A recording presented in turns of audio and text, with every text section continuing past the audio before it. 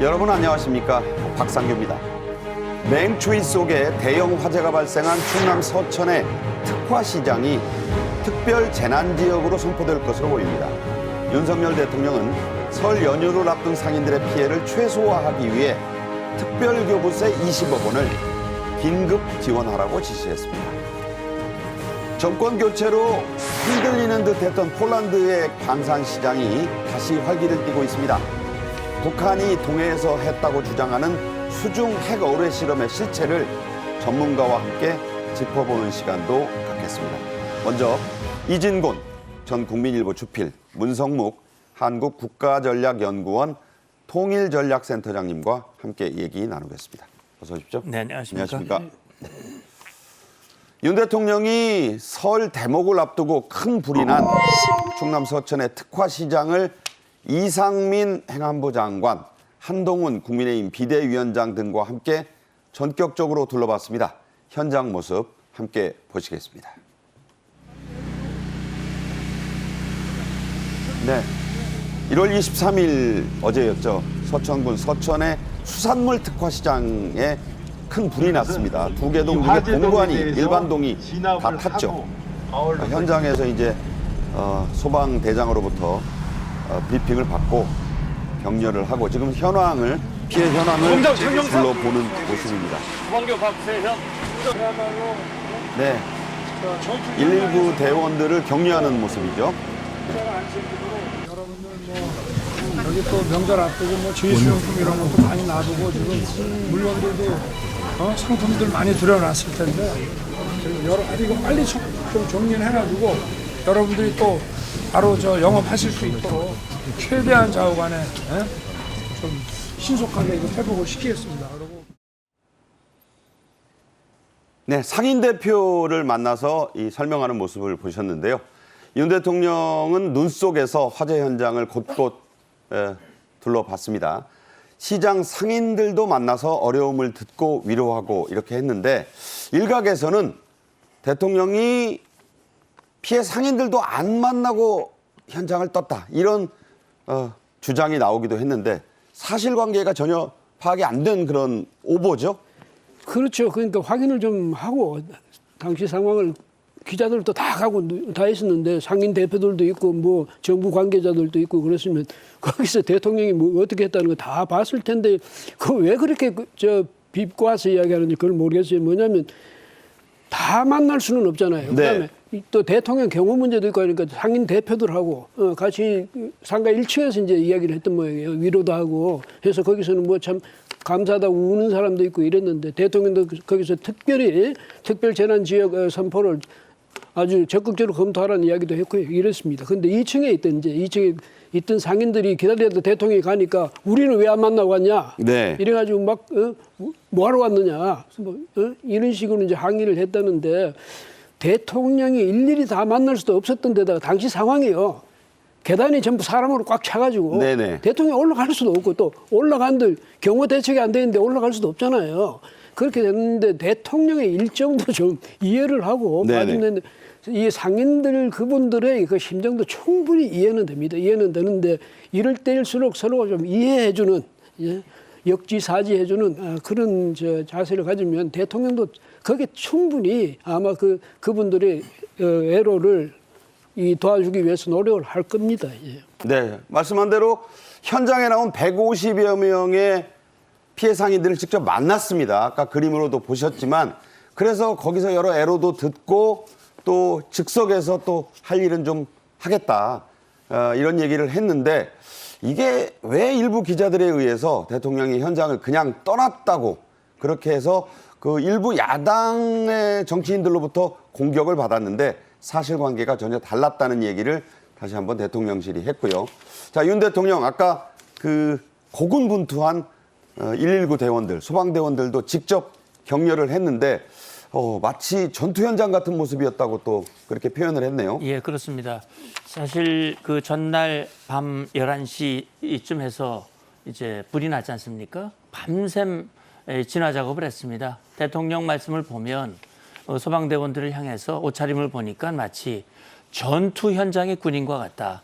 또 여러분의 안전을 위해서 전폭 지원하겠다라는 그런 언급을 했는데 사실 9시간 동안 진화 작업을 했어요. 무려. 예, 그래서 다행히도 상당한 피해가 있었습니다만 인명 피해는 없었고요. 네. 이제 완전 진화를 했습니다. 그래서 사실 제복을 입은 이 소방대원들은 목숨을 걸고 진화 작업을 하는 거거든요. 그렇죠. 실제로도 많이 희생이 실제 됩니다. 많이 희생이 얼마 전에도 제주도에서 그런 희생이 있었고요. 그래서 정말 이 국민의 안전을 위해서 목숨을 바치고 희생하고자 하는 제복을 입은 이 소방대원들, 이분들의 안전도 중요하다라고 하면서 현장에 계신 피해 복구를 위한 이 주민들에 대한 위로도 있지만 그걸 또 애썼던 소방대원들에 대한 국민이니까요. 그 안전 또 지원 약속을 했습니다. 네. 자, 문제는요.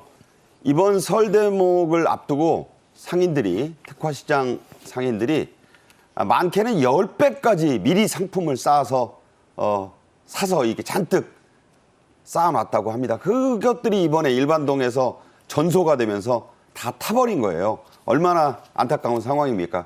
그래서 화재 피해가 더 커졌는데 윤 대통령은 현장에서 특별 재난지역 선포를 즉각 검토하겠다. 또 그런 조치가 내릴 때까지는 이에 준하는 조치를 취해라. 이렇게 얘기했죠? 예, 그 상인들이 특별 재난 지역 선포해달라 이랬더니 이제 이상민 장관한테 특별 재난 지역 선포에 대해서 아주 적극적으로 검토하라. 만약에 그게 어려운 점이 있다면 그에 준하는 조치라도 취하라고 이야기했고요. 또 오영주 장관한테도 적극적으로 좀 도우라. 중소벤처기업부 장관이죠. 그렇게까지 당부를 했는데 지금 아까 문장국께서 말씀하셨지만은 292개 점포 중에 227개가 타버렸어요. 거의 탄 거죠. 98%. 예, 그리고 대목이잖아요. 네. 다음 달 10일이 설이니까 이 대목에 이 물건들 전부 준비해놨거든요. 그러니까 가끔가다 이런 경우가 있습니다. 설 대목에 꼭 이런 식으로 사고가 나가지고 상인들이 그냥 망연자실하게 만드는 경우도 네. 있는데 그렇고 수산물 그 시장에서 그랬어요. 수산물 특화 시장입니다. 여기가. 예, 예. 그러니까 이건 농산물 시장은 또 괜찮은데 수산물 시장에서 그러니까 그렇게 되니까 고기 사다 놨던 거, 화로 사다 놨던 게 전부 다 그냥 없어진 거 아니에요. 다 폐사하고 예. 죽고 이렇게 되니까 상인들은 정말 이제 고통이 큰데 이게 그 보니까 그동안 점검을 많이 했는데도 불구하고 그런 문제는 없었대요. 없었는데 이런 사고가 생기니까 사실은 사람이 불 나는 거 이런 재난을 막는데도 뭐 한계가 있다 하지만 이 행정 당국에서는 또 그 지자체에서는 앞으로 좀 더 각별하게 이런 데 신경을 써줘야 되겠습니다. 예. 네. 자, 이 서천시장의 화재는 22일 밤 11시가 조금 넘어서 정확히는 11시 5분쯤부터 발생했습니다. 인명피해는 정말 다행스럽게 없었지만 말씀하신 대로 점포 227개, 설 대목을 위해서 구입해놓은 상품들이 그야말로 다 탔죠? 그렇습니다. 지금 말씀하신 대로 227개 점포는 수산물 시장입니다.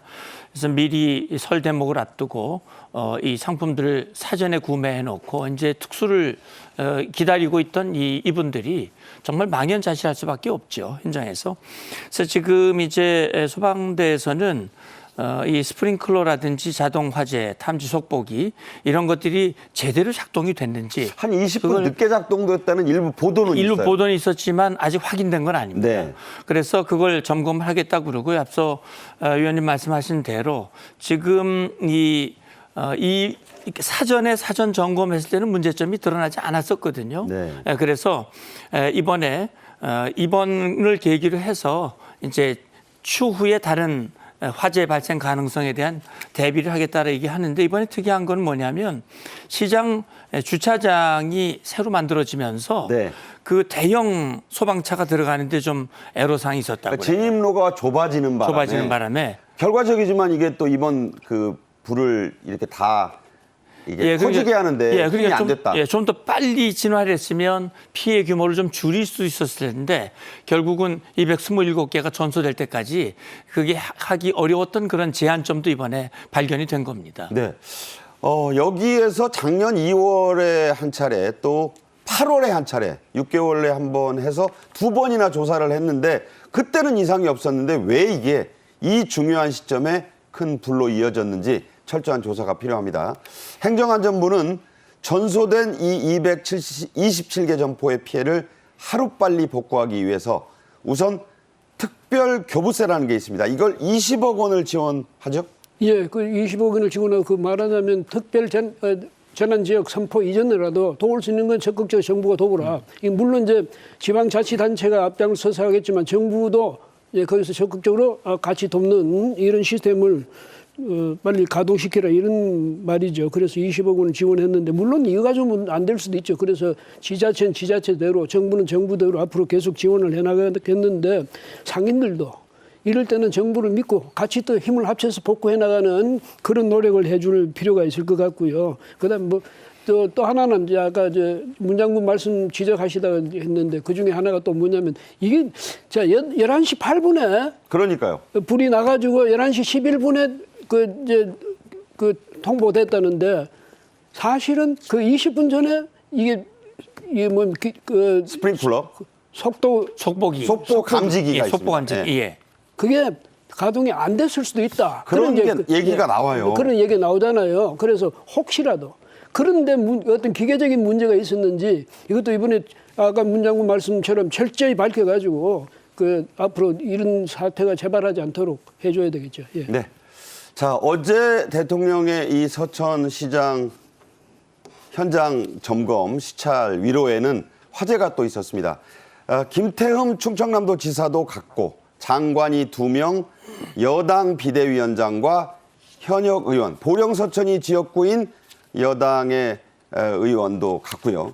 이렇게 많이 갔습니다. 자, 한동훈 국민의힘 비대위원장이 30분 전에 현장에 도착해서 15분 전이라는 얘기도 있습니다만 그야말로 대통령을 기다려서 인사를 했는데 이른바 90도 폴더 인사 그리고 대통령은 그 어깨를 툭툭 치는 그 모습으로 화제가 됐어요. 예, 그렇습니다. 최근에 그렇지 않아도 대통령과 한 비대위원장 간의 어떤 갈등설이 보도에 나오면서 언제 어느 때 이걸 봉합할 것인가라는 그런 관심들이 네, 저게 지금 있었는데 90도 폴더 인사 장면입니다. 예, 그렇습니다. 그래서 아마 이 자리를 통해서 만나는 기회가 됐고 인사를 했고 그다음에 대통령은 또 한 비대위원장을 또 왼손으로 이렇게 왼손으로 두 차례 치는, 툭툭 쳤죠. 예, 친근감을 보여주는 그런 모습을 보여주고 있는데 한 위원장도 인사 후에 윤 대통령에 대한 신뢰와 존경심의 변함이 없다.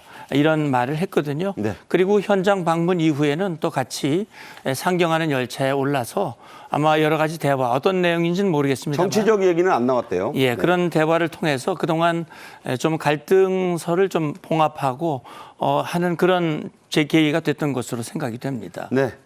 윤 대통령과 한 위원장의 복장도 화제가 됐습니다. 윤 대통령이 입었던 점퍼, 외국 상표인데 T 그런 유명 상표의 점퍼입니다. 이게 2017년 2월 최순실 특검 수사를 맡았을 때 입었던 그 점퍼입니다. 이 점퍼를 입고 감으로써 물론 습관일 수도 있지만 한 위원장이 그때 이제 그 밑에서 수사를 했거든요.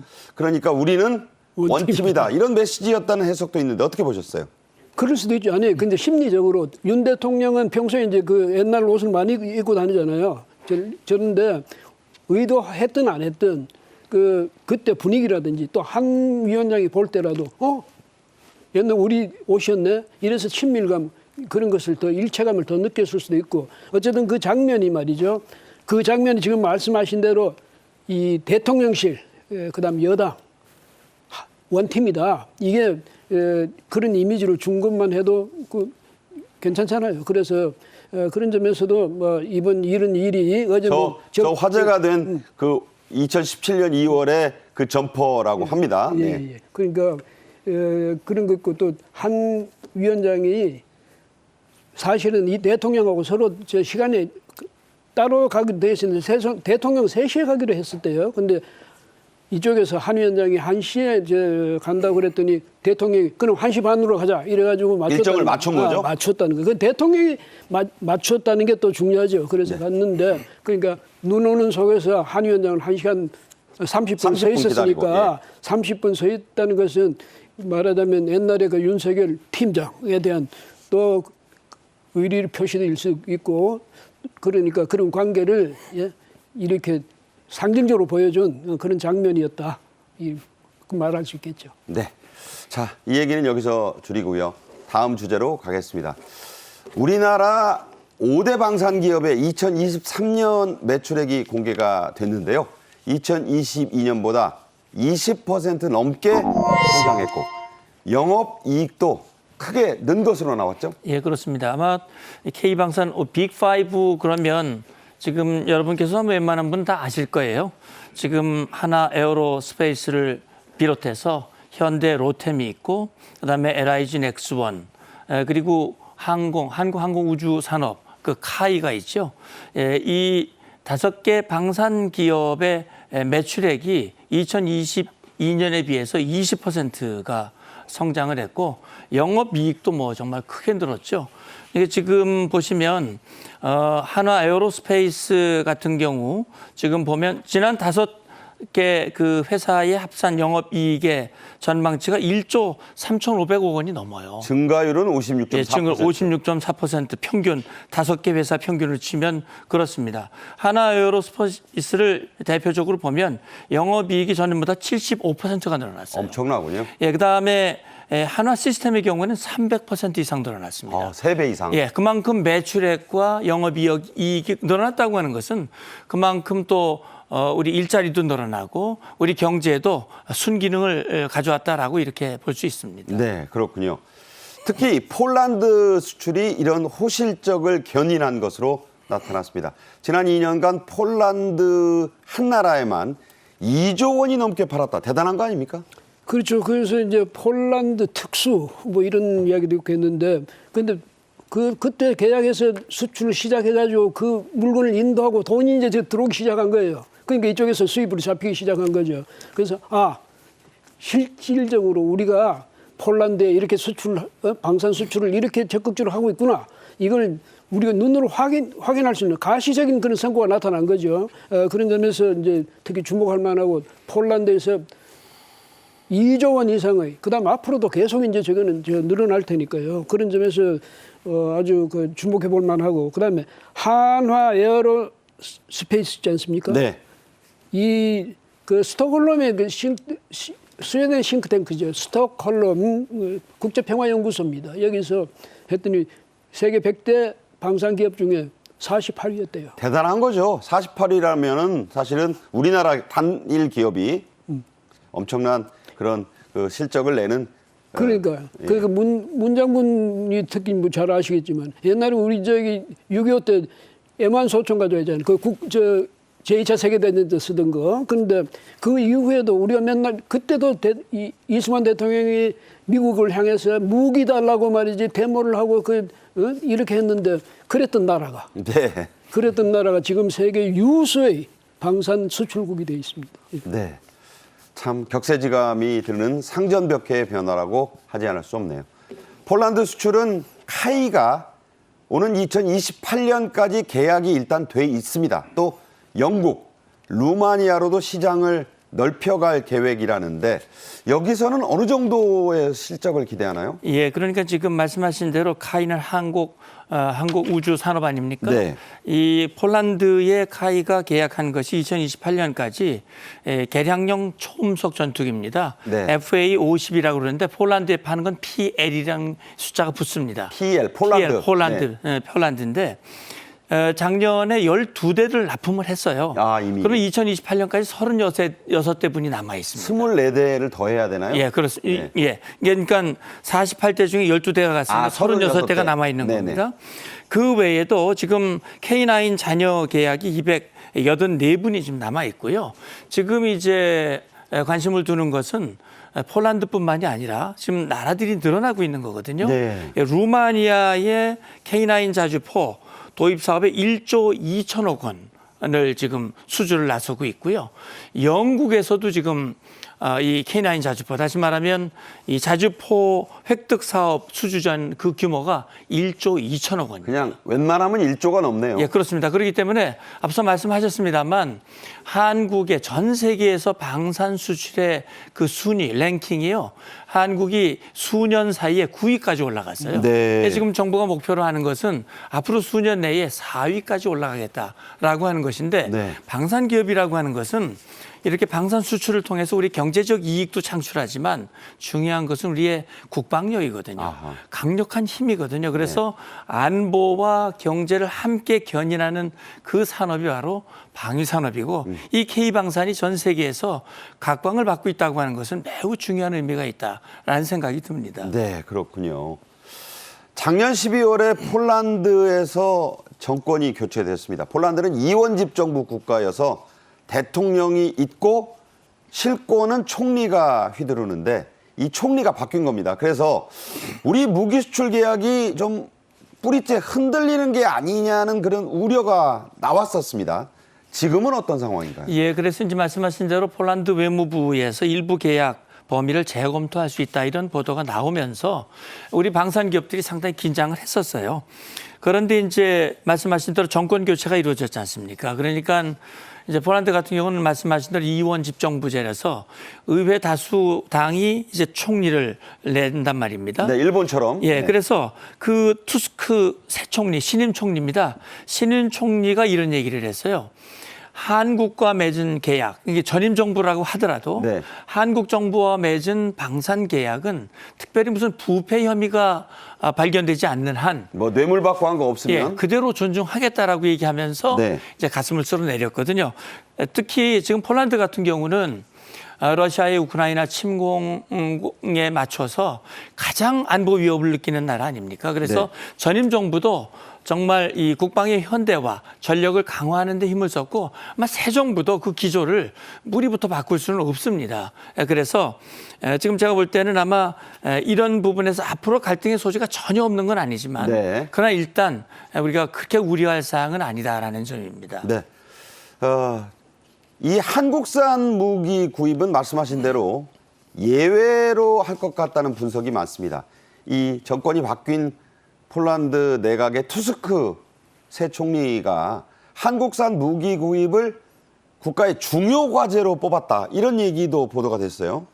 그러니까 지금 문 장군 말씀하셨습니다만은 물론 이제 지금 현 들어선 그 투스크 이 총리 좌파 중도 좌파입니다. 중도 좌파죠. 예. 그런데 안제이 두다 대통령은 이 우파 민족주의 계열이고요. 그렇죠. 그러니까 이 러시아에 대해서 그때는 반감이 많았지만 지금은 좀 그게 약화된 거 아니냐. 그런데 문제는 이제 문 장군 지적하시지만 이 폴란드가 한국과의 계약을 취소한다도 이게 아니고 네. 그 전체를 그러니까 이 무장 그 비용도 너무 들고 하니까 그 비용을 줄이느냐 전체 규모를 어떻게 하냐 이런 문제는 있을 수 있지만 네네. 그게 한국과의 그 계약을 뭐 찍어서 이 한국하고는 안 하겠다 이렇게 할 수는 없는 것이 이미 무기 체계가 한국화 돼가고 있잖아요. 그런데 다른 나라의 무기 체계를 갖고 와가지고 자기들이 전력에 있어서 오히려 그 약화를 초래할 그런 일은 안 할 겁니다. 다만 네. 이제 문제는 대출을 좀 많이 해달라. 왜 대출을 안? 이게 보니까 한국이 대출을 안 해주더라 이렇게까지 이야기하는데 이거는 안 해주더라가 아니고 안 해줄 걸 지금 미리 쐐기를 박는 게 아닌가 이런 생각도 듭니다. 대출을 좀 해줘야 우리가 정치적으로 풀어주겠다. 그러니까 아마 그런 뜻으로 저는 보입니다. 예. 네. 아무튼 한국 무기 계약의 성패가 폴란드 현지의 어떤 정치적 변수가 있긴 하지만 크게 흔들리진 않을 거라는 얘기를 지금 두 전문가가 하고 계십니다. 앞서 말씀드린 대로 우리 무기를 파는 나라들은 더 다양해지고 있습니다. 유럽, 중동에 이어서요. 필리핀, 베트남, 호주, 이집트, 남미의 페루까지 가고 있다면서요? 예, 그렇습니다. 이제 우리 대한민국의 이 방위 산업, 우리의 무기가 전 세계에 이제 주목을 받고 있고요. 지금 말씀하신 대로 이 무기 수출액도 늘어났지만 그 수출하는 나라도 늘어난 거예요. 네. 그러니까 그동안 이제 유럽이나 중동에 몰려있던 이런 수출 대상 국가들이 말씀하신 대로 필리핀, 베트남, 호주, 이집트까지 확대가 되고 있고. 유럽에는 리투아니아도 늘었고요. 예, 그렇습니다. 그러니까 무기 수출 그 15개 늘어났는데 거기에 리투아니아도 들어가 있습니다. 그리고 심지어는 저 남미에 콜롬비아까지 들어가 있거든요. 그래서 이제 왜 우리 K방산이 이렇게 각광을 받고 확대가 되느냐 하는 것은 중요한 것은 납기를 맞출 수 있는 겁니다. 딜리버리라고요. 예, 그렇습니다. 그러니까 이제 사실 각 나라들이 자기들의 필요한 그런 무기를 자기들이 필요한 시기에 들여와야 되는데 뭐 대한민국보다 앞서서 무기를 팔았던 나라들이 있어요. 유럽의 많은 방산국가, 미국도 물론이고, 미국은 재래식 무기 이제 많이 안 만듭니다. 안 만든다. 예, 그러니까 사실 가장 이 납기에 맞춰서 할 수 있는 나라가 대한민국이고 가성비가 좋고요. 가성비. 그러니까 몇 배 싸게 할 수 있다는 거죠. 그렇습니다. 그리고 검증이 된 겁니다. 우리 대한민국은 말씀하신 대로 6.25 전쟁 이후 70년 동안 북한의 끊임없는 위협에서 우리의 국방력을 강화하기 위해서 계속 무기를 개발했고 실전에서 또 우리가 계속 훈련을 하면서 이 검증이 됐고요. 그다음에 이제 중요한 것은 각 나라에 필요한 맞춤형 AS를 해주는 겁니다. 그러니까 애프터 서비스가 최고라고. 그런 것들이. 예. 그래서 전반적으로 그런 것들이 입소문이 나면서 전 세계에서 한국 방산에 대한 관심이 늘어나고 그러다 보니까는 수출액과 수출 대상 나라들이 점점 늘어나고 있고 이것은 일시적인 현상이 아니라 아마 국제 정세의 변화에 발맞춰서 앞으로 좀 더 늘어날 가능성이 더 높다 이렇게 봐야 될 것 같습니다. 우리가 생각해도 납기 잘 맞춰주고 가성비 좋고 또 AS도 잘해준다. 그렇습니다. 배달도 그런 업체라면 기꺼이들 하잖아요. 그럼요. 아무래도- 일반적인 논리도 그렇습니다. 네. 우리가 물건을 살 때 그런 것들을 종합해서 물건을 구입하는데 방산도 그렇게 해당되는 것 같습니다. 네. 더 새해를 넘어서 2028년 그 이후까지 K방산 계속 진격하기를 기대해 봅니다. 이진곤 전 국민일보 주필, 문성묵 센터장과는 여기서 인사드리겠습니다. 잘 들었습니다. 감사합니다. 고맙습니다. 네. 이어서 북한은 지금 코너입니다. 이른바 핵쓰나미를 일으켜서 우리 해안을 물바다로 만들겠다면서 북한이 지난 19일에 동해에서 3차 수중 핵무기를 시험 발사해서 성공했다고 주장을 하고 있습니다. 그 말이 과연 맞는 것인지 짚어보겠습니다. 먼저 영상으로 보겠습니다.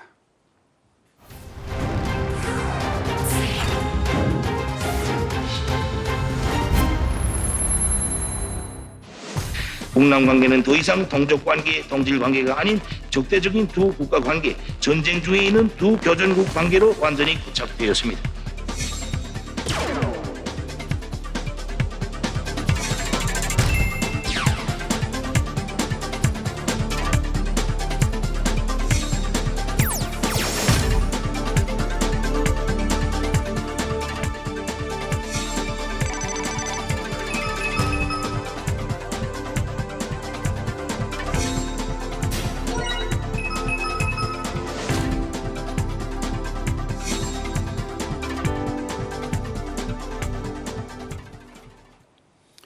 오늘도 고영환 통일부 장관 특별보좌역과 함께 얘기 나누겠습니다. 어서 오십시오. 안녕하십니까. 북한이 1월 19일 동해에서 수중 핵무기, 핵 어뢰 실험을 성공적으로 완수했다. 이렇게 북한 매체의 보도가 주장이 나왔는데 정작 1, 2차 때와는 달리 사진 한 장, 궤적 정보는 안 내놓고 있어요. 뭐 지난해에는 3월달, 4월달에 그런 사진들을 내보냈는데 이번에는 사진도 안 내놓으면서 쓰나미 공포를 일으키겠다고 이제 했고요. 사실은 뭐 이전에 일이긴 하지만 뭐 핵 어뢰가 71시간 동안 자망을 하면서 목표 수역에 제대로 다 도착해서 뭐 폭발했다 이런 얘기도 했었고요. 그런데 이제 우리 측 대통령실에서는 이게 핵 어뢰가 아니고 그냥 어뢰일 가능성이 있다고 이야기를 했고 국방부도 역시 비슷한 입장인데 어쨌든 뭐 우리가 보건대는 핵 그 추진체도 없고 핵 어뢰 탄두도 장착하지 않은 상황에서 뭔가 어뢰를 실험해 본 것은 사실인 것 같습니다. 네, 그러니까 핵탄두는 물론 탑재하지 않은 거는 확실한 것 같고 네. 72시간을 잠항, 그야말로 물속으로 돌아다니는 실험을 했고, 그게 이제 부산이니 진해니 하는 게 지금 목표였고, 이게 성공하면 뭐 1m 가까운 이 쓰나미, 핵 무기의 수중 폭발로 인한 쓰나미가 일어날 거다. 이 공포감은 조장하는데, 그 오늘도 지금 보니까 방금 전에 서해 쪽으로 그 미사일 몇 발 또 쐈다고 지금 합참이 확인했잖아요. 자, 자꾸 이제 선거 다가오면서 이른바 살라미식 도발을 이렇게 지금 하고 있습니다. 이유가 뭘까요? 너무 큰 도발은 확전돼서 이제 김정은 체제에 너무 불리할 것 같으니까 자그마한 이런 살라미 전술로 계속해서 연초부터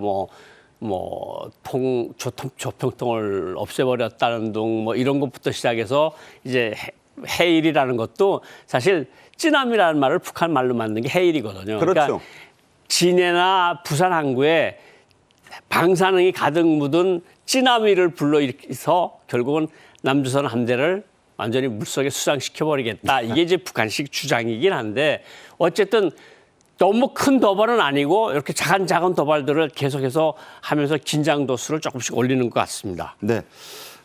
우리 합참의 입장은 들으셨고요. 미국과 일본의 입장을 좀 살펴볼 텐데, 북한의 수중 핵무기 자체는 예의주시하겠다고 했습니다. 미국은 북한 주장이 나온 지 사흘 뒤에 정찰기까지 이제 해당 수역으로 보냈네요. 결국은 가미가와 외무상이 우리도 잘 보고 있다는데 일본 이게 듣는 능력이랑 일본이 굉장히 강하거든요. 감청하고 그러니까 동해 바다는 사실 어떤 한미일뿐만 아니라 북한, 중국 뭐 잠수함들이 전쟁터라고 할 수 있는데 그렇죠. 그걸 많은 배들이 가서 듣고 지켜보고 있는 거거든요. 사실은 그러니까 일본도 주시하고 있다 그랬고 마이클 커비 미 NSC 조정관도 뭐 신뢰할 수 있는 건지는 모르겠지만 어쨌든 우리가 주시하고 있다 이런 식으로 이야기를 했고 지난 22일 날 미군 정찰기가 북한이 미사일을 쐈다고 하는 수역을 상공을 감시하고 돌아갔습니다. 그 감시만 하는 게 아니라 이제 장비로 수중에 또 탐지를 할 것이고, 그렇죠. 과연 핵어뢰라면 혹시 부유물 같은 게 있는지 그런 것도 조사를 했다는 얘기겠네요. 그러니까 핵어뢰라 그러면 두 가지 의미가 있는데 핵탄두를 실었거나 아니면 핵 엔진을 실었거나 원자로를. 네. 근데 원자로는 불가능하다는 거거든요. 그런 크기의 원자로를 성공한 나라도 없고 그러니까 어쨌든 원자로를 썼다고 그러면 방사능이 나왔을 테니까 방사능도 포집하고 수집하고 이런 것들을 한다는 건데 아직 미국 입장에서는 약간 북한이 계속해서 블러핑을 하고 있다 이렇게 보고 있는 것 같습니다. 네. 북한이 이른바 수중 핵실험, 즉 핵어뢰를 처음으로 시험한 건 작년 2023년 3월부터였습니다. 그때는 1, 2차에 걸쳐서 사진도 공개했고 궤적 정보까지 자세히 공개를 했었어요. 대체로 지금 그래프에 나오시는 거 보면 함경남도 쪽에서 쏴서 함경북도 쪽으로 올라가면서 뭐 71시간을 했다는 등, 뭐 40시간을 했다는 등. 저게 막 돌아다녔다고 주장하는 그렇죠. 거예요. 단천, 화대군 막 이렇게. 예, 뭐 원산에서 쏴서 뭐 화대군 쪽으로 함경북도거든요. 그게 갔는데 저 거리상을 계산한 것들을 보면 대체적으로 우리 부산항이나 남해항 아니면 괌이나 하와이 쪽 계산을 하는 것 같아요. 그러니까 첫 번째 회의는 59시간 12분. 예. 두 번째 회의는 41시간 27분. 세 번째는 이번에 주장은 이제 71시간 6분인데 이 세 번째는 사진이 없어요. 사진이 없고 그 어떤 궤적도 발표하고 어디까지 갔다는 것도 발표한 적이 없습니다. 이 잠항이라는 거는 이제 물밑으로 가서 은밀히 돌아다닌다는 얘기가 될 것이고 그게 이제 말씀하신 대로 거리 계산을 해보면 뭐 부산 진해는 물론이고 괌이고. 괌도 간다. 예. 실제로 북한이 그런 능력이 있다고 보십니까? 실제로 저는 그렇게 71시간씩 가는 배터리를 북한이 만들었을까 하는 것도 의문스럽고 네. 실제로 또 배터리가 아니더라도 엔진을 저런 식으로 만들었으면 북한이 이제 더 성능 좋은 잠수정이나 잠수함을 만들었겠죠. 그러니까 저런 것들을 일부러 하는 것들은 이제 우리가 이렇게 세지고 있으니까 너네들이 다치지 말라 네. 하는 그런 신호들을 계속해서 보내는 거거든요. 저건 좀 더 검토가 필요할 것 같습니다. 네. 북한은 이 핵 어뢰 실험에 앞서 말씀드린 대로 해일, 이게 이제 쓰나미는 일본 말인데 이거는 이제 우리말로 번역하면 해일이 되는 거죠. 그 해일이란 명칭을 꼬박꼬박 붙이고 있습니다. 핵 쓰나미를 일으키는 무기다. 이런 뜻을 지금 보여주고 싶은 거죠. 그 이제 일본이 그 쓰나미가 너무 많이 일어나니까 쓰나미라는 단어가 이제 국제적인 용어로 됐어요. 근데 이제 북한만 이제 해일이라는 말로 이렇게 붙여 쓰는데 미사일 같은 것도 북한이 쏠 때 뭐 금성, 화성포, 금성포 그러잖아요. 네. 그리고 이제 저거는 이제 해일이라고 그러고 순항 미사일은 화살이라고 그러고. 저게 이제 두 번째 이형을 조선중앙통신이 공개한 어떤 거? 사진을 보는 건데 네. 직경은 최대 10m쯤 되고 저게 이제 굵기가 지금 날렵하게 나오지만 실제로는 되게 뚱뚱하다고 할까? 굵다면서요. 굵은데 저게 이제 최대 길이가 10m고요. 네. 그리고 굵기는 지금 그 사람들이 좀 정확히 발표한 건 없습니다. 네. 발표한 건 없는데 어쨌든 그 굵기에 원자로가 들어가기는 불가능하고 71시간씩 가는데 필요한 배터리 같은 것을 넣으려면은 핵탄두를 넣을 공간이 없다. 저 사람들이 발표한 자료에 따르면. 그러니까 네네. 전문가들이 보건대는 둘 다 아닐 수도 있는데 어쨌든 우리가 계속 주시할 필요는 있다. 이렇게 보고 있는 것 같습니다. 네, 지금 그 해일 1형부터 시작해서 그때는 600km를 잠항을 했으니까 그렇게 따지니까 원산에서 가서 부산까지 올 부산까지 수 오는 있다. 거다. 예. 이런 추정이 나왔고 지금 사진에서 본 해일 2형은 2000km를 잠항했다라고 주장하거든요. 다 예. 주장이에요. 주장입니다. 그러니까 이렇게 보면은 일본 오키나와까지가 사정권에 들어가는 겁니다. 오키나와 미군 기지를 네. 겨냥해서 간다는 거죠. 자, 그리고 이번에 이제 신형 해일 5-23.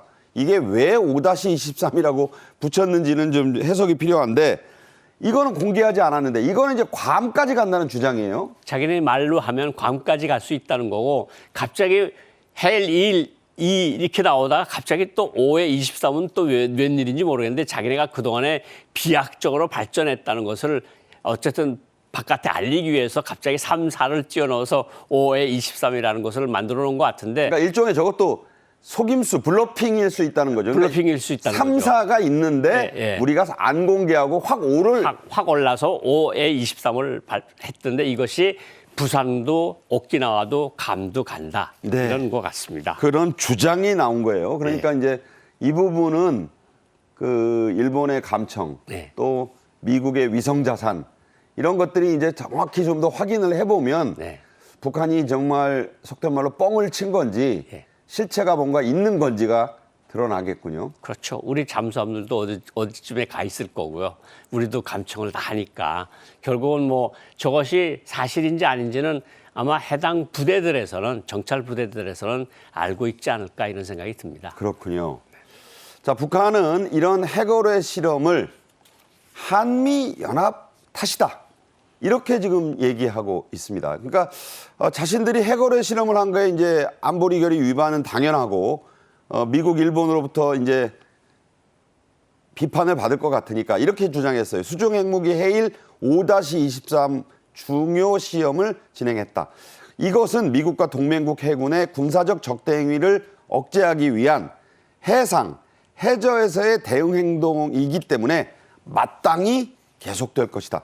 강변이긴 한데, 자, 미국, 동맹국 해군, 한일 해군을 말하나요? 뭐 한미, 한일, 한미일 이건데 이제 15일부터 17일 사이에 제주도 남방에서 한미일 3국 해군 훈련이 진행이 됐어요. 있죠. 이번에 해일 쏜 거를 저거에 상대해서 쐈다는 건데 해일 1, 2를 그러니까 북한이 자꾸 뭐냐면 닭이 먼저냐 달걀이 먼저 하는 식으로 우리를 자꾸 걸고 드는데 사실 핵무기를 먼저 만들기 시작한 것도 우리가 아니고 그렇죠. 우리는 그 대응책으로 자꾸 만드는 건데 이 사람들은 항상 우리를 걸고 넘어져요. 한국과 미국이 해군 훈련을 하기 때문에 우리가 해일 훈련을 할 수밖에 없었다. 이런 식으로 강변을 하는 건데 뭐 저런 건 공산주의자들이 가장 기본적인 특징 아니겠습니까? 남에게 뒤집어 씌우기. 네. 이번에도 그것을 계속하고 있는 것 같습니다. 네.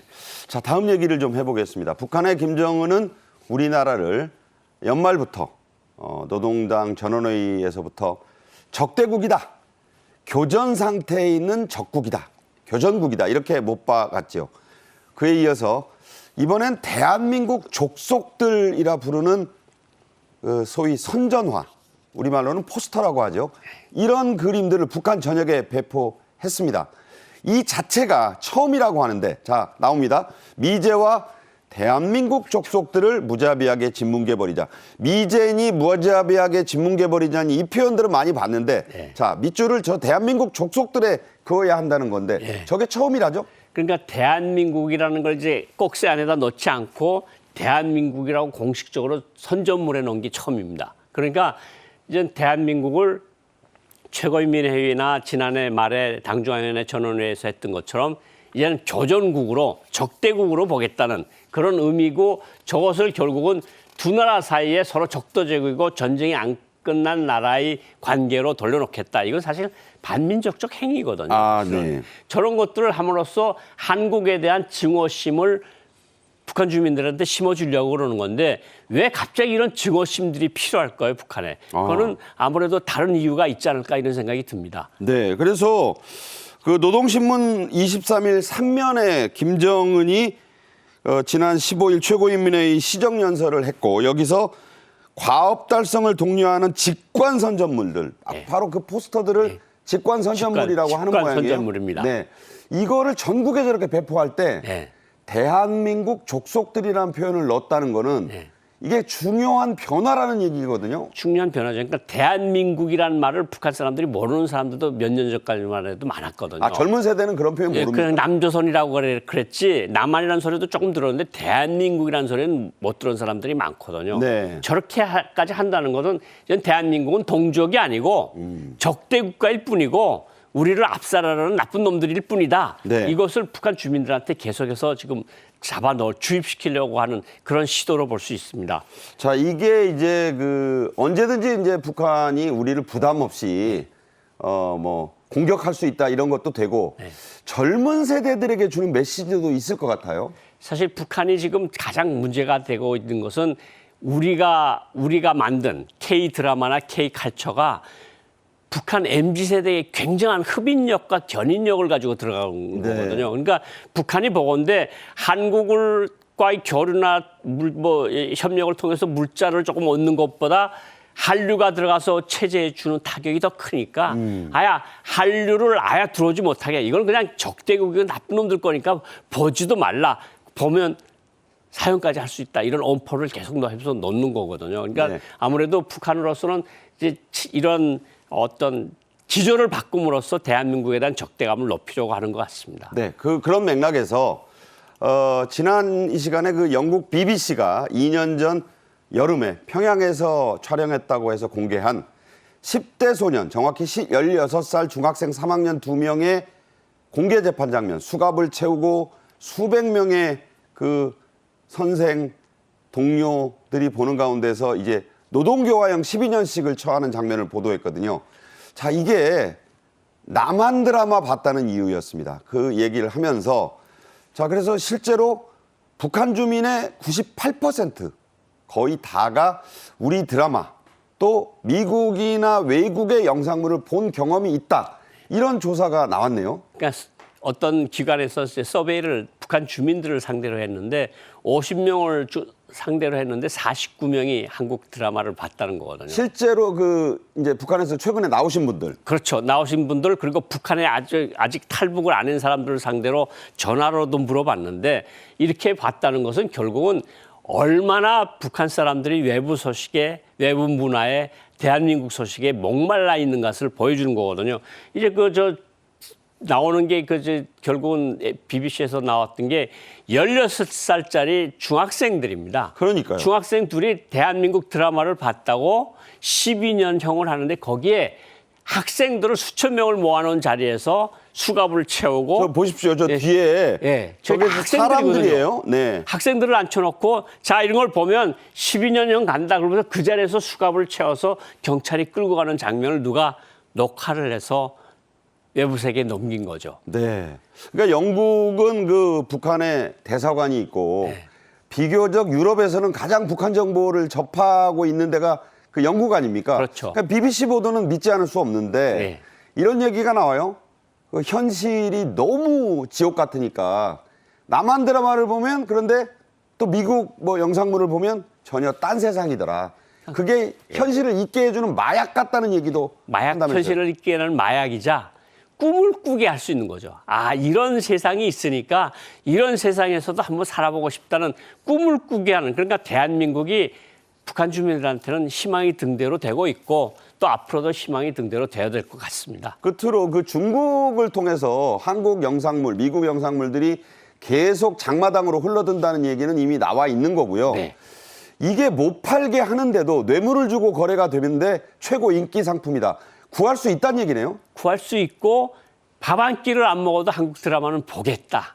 그 돈이 밥 한 끼보다 훨씬 비싼데 USB랑 이런 SD 카드인데 네. 그거를 구입해서 본다는 것은 얼마나 외부 소식에 갈증이 나 있는가 이것을 단편적으로 보여주는 거다 이렇게 볼 수 있습니다. 이게 문화를 침투하는 걸 갖다가 모택동도 그랬고 마오쩌둥도 그랬고 김일성도 그랬고 이게 정말 마약 같은 건데 중독이 되면 헤어날 수 없다. 그러니까 체제가 네.